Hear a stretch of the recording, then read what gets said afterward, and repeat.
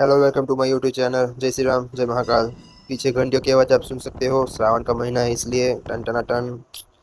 तो सीएसआर की नेट की एग्ज़ाम देने जाते हुए और ये बीच में बारिश गिरती हुई और गीले हो चुके हैं दोस्त के इंतज़ार करते हुए।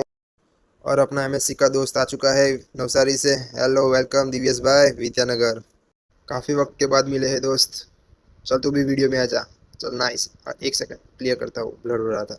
ओहो हीरो, धनुष दिख रहा है तू तो। मारी वाला मेरा भाई। दोनों बेरोजगार है अभी। मारो इस बात पे ताली। हाँ। काफी टाइम के बाद विद्यानगर घूमते हुए दोस्त। चल फिर घूमते हैं फिर।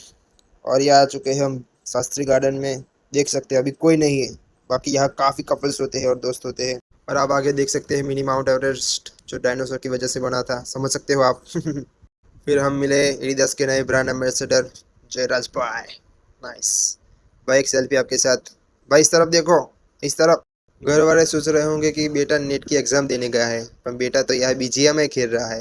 वाह भाई वाह। एमएससी करने के बाद भी अंगूठा मारना पड़ता है, देखो ये।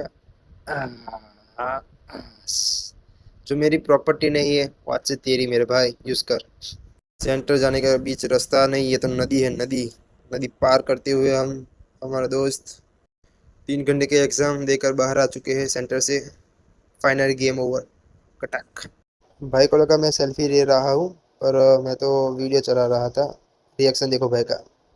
अरे ये वीडियो चालू है।